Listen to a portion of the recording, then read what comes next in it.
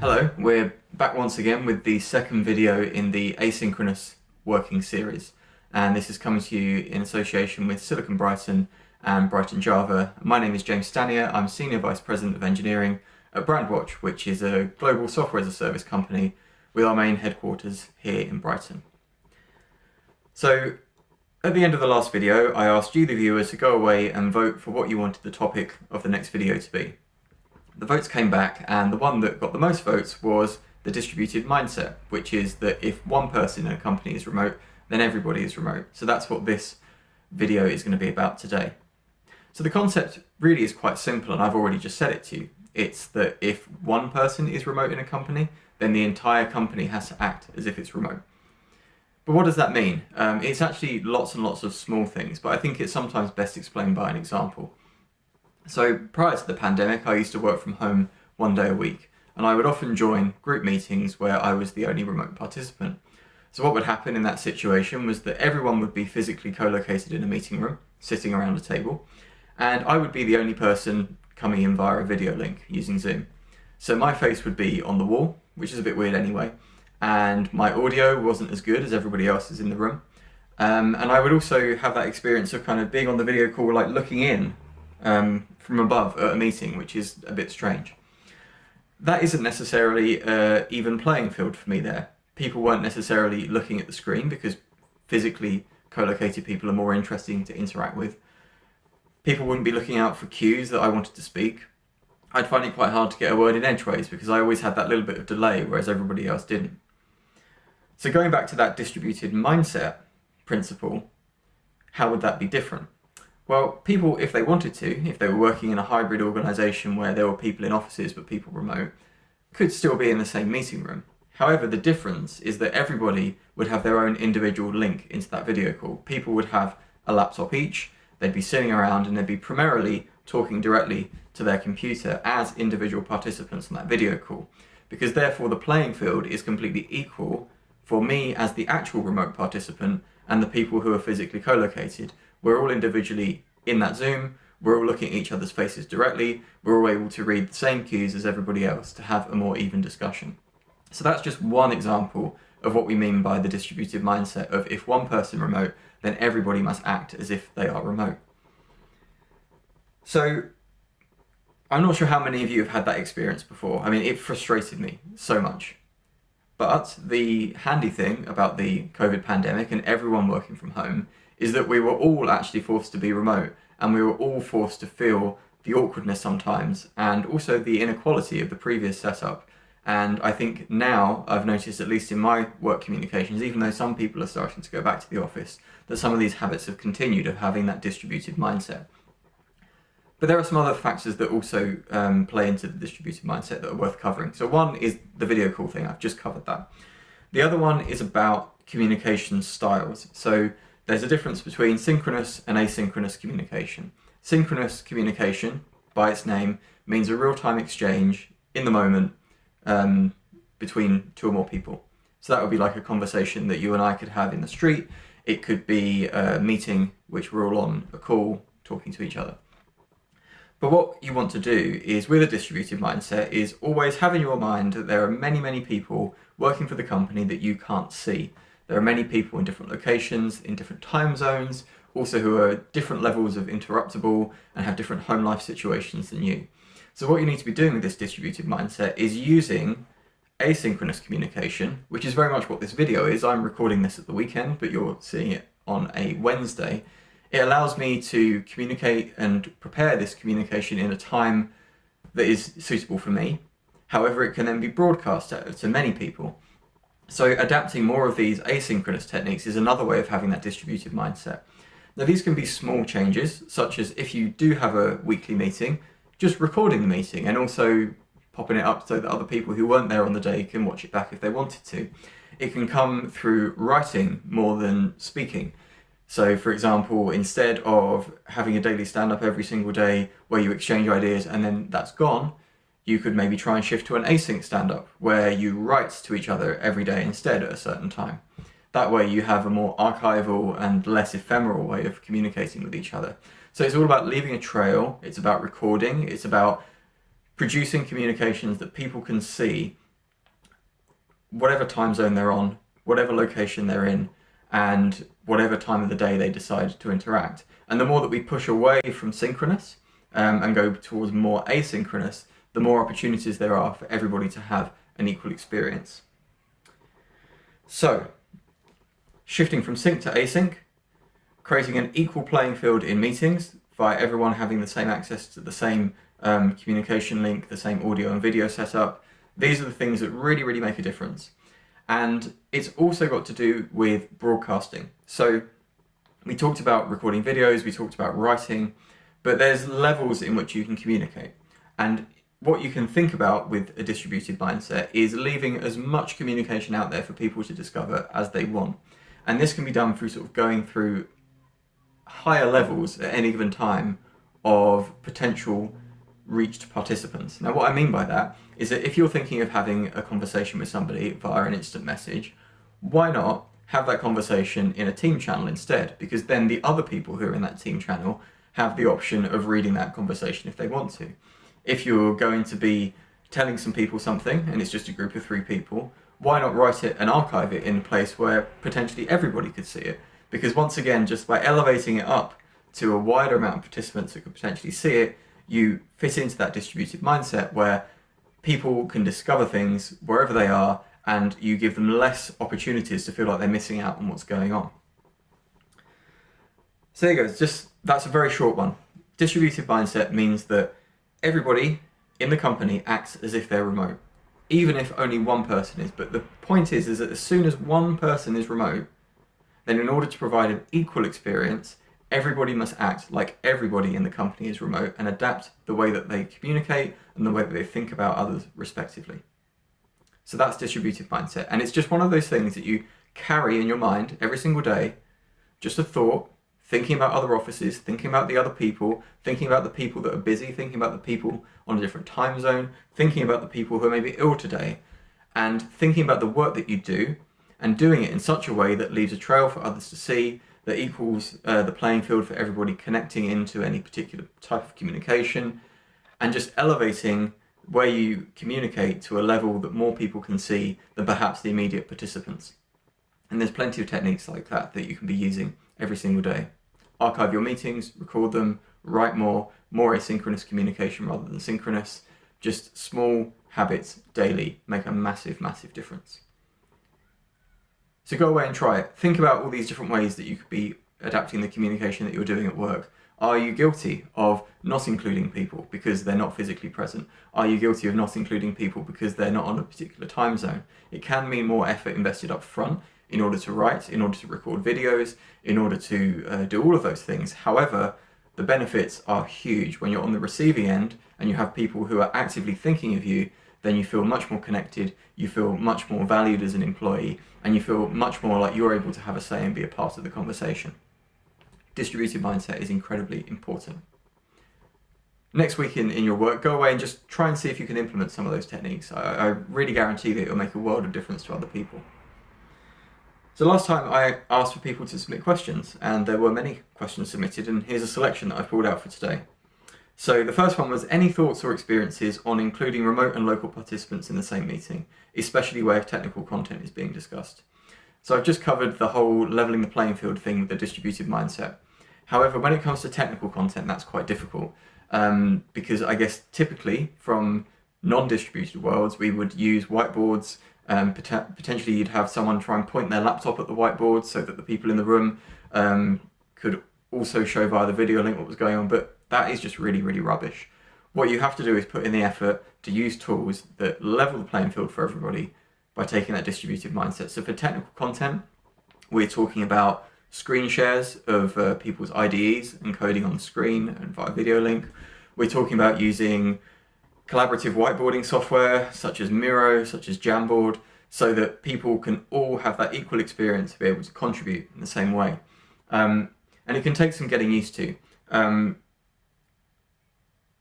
Certainly drawing on the computer is a pain if you are not used to doing it. But the tools out there now are pretty good.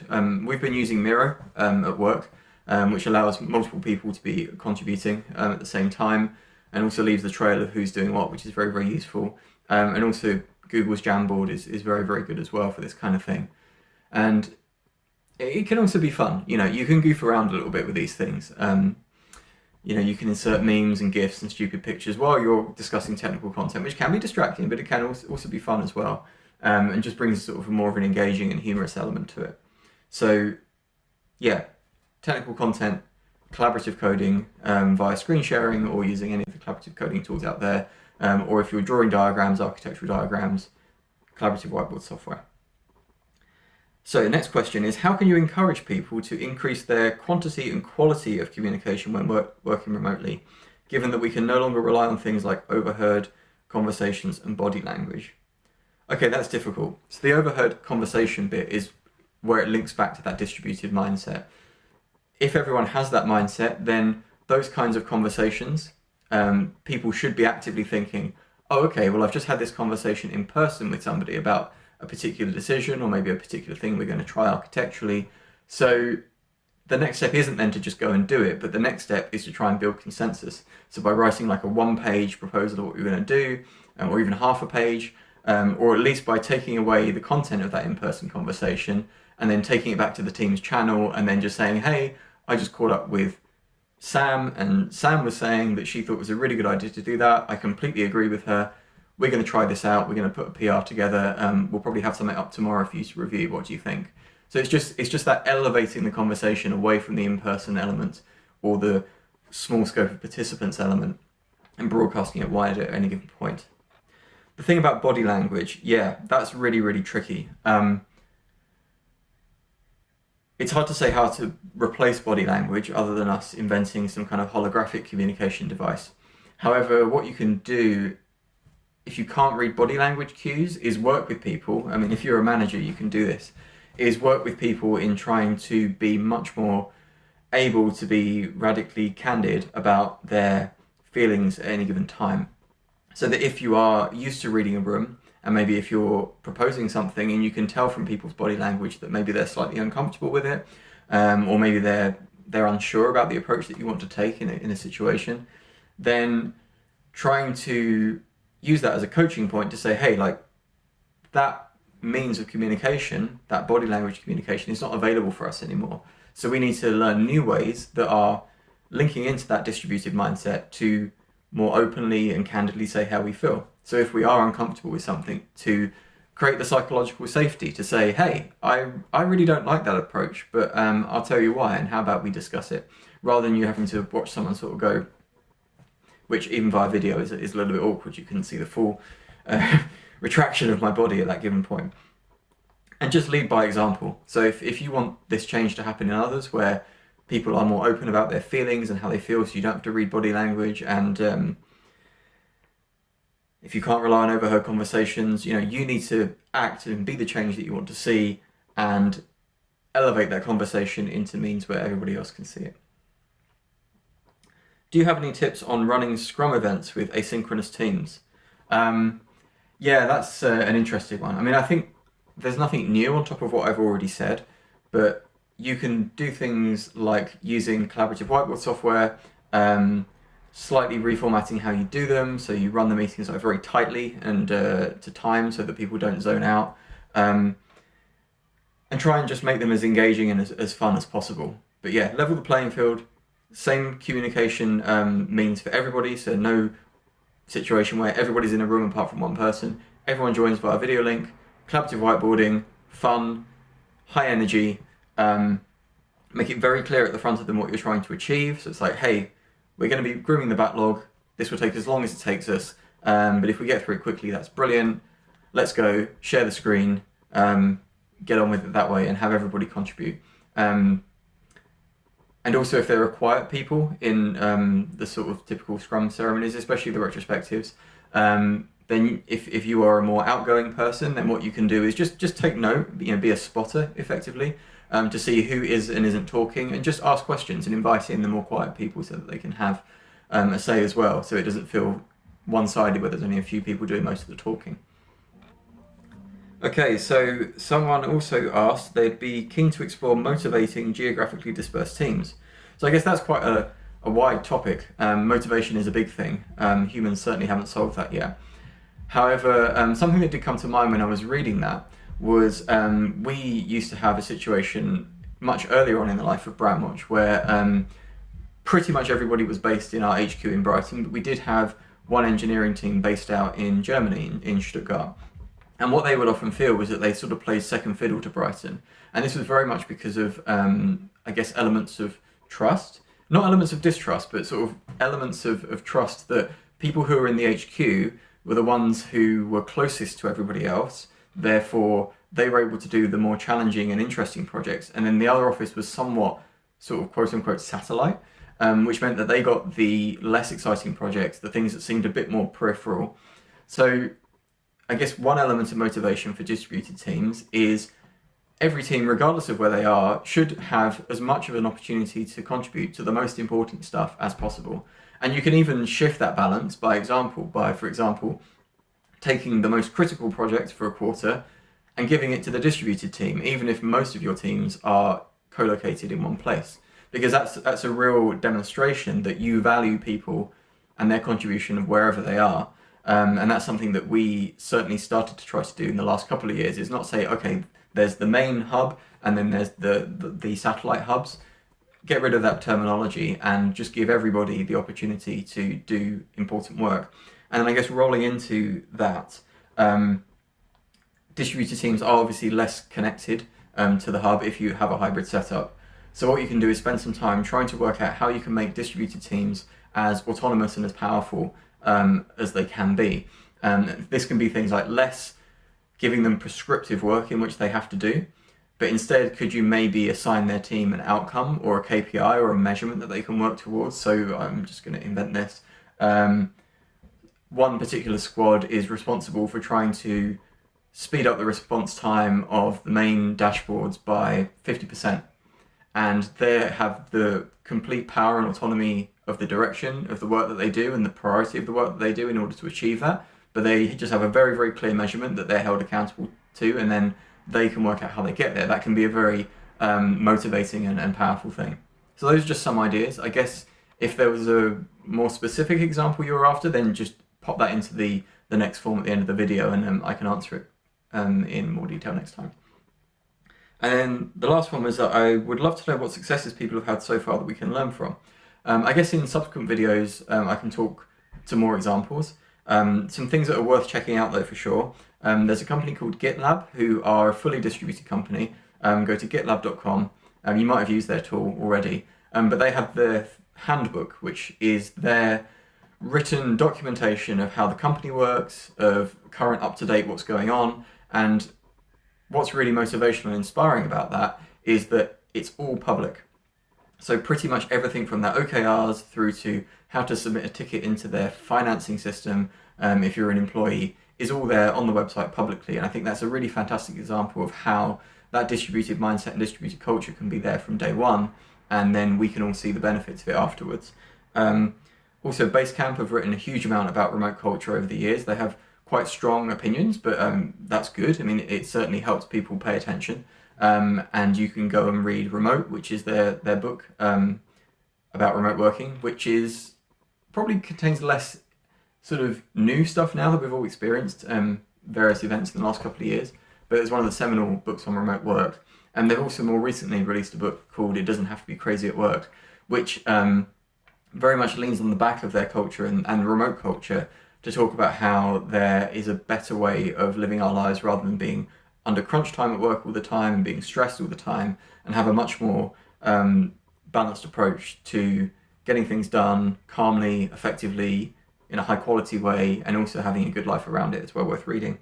And finally, there's a book called A Year Without Pants. That's American pants, not UK pants, because they're dramatically different things. But that was written by possibly the founder, one of the people at Automatic who make WordPress, who again are a fully distributed company. And that pretty much goes through all the things that they learned. So there's a lot of things out there that you can learn about being remote. But I can try and drive in some more examples in the following videos. So that's it for now. Distributed mindset, just to recap, is that if one person in your company is remote, then everybody has to act as if they are remote for it to be fair and equal to everybody. I hope that's been useful. I will, for the next video, do what you want. Again, you can vote. That's exactly what we're doing. So beneath the video, down there, is a link. You can go to the form. You can vote for what the next topic of the video is. You can also ask me any questions that you like, and I'll go away and answer them. And I think I also mentioned some books, so I will also pop those mentions down below so you can go and have a look at them. That's it for now. That's the second video. I hope you've enjoyed it. Stick with us every Wednesday in September for the following videos, and it'll be exciting to catch up with you again. See you soon.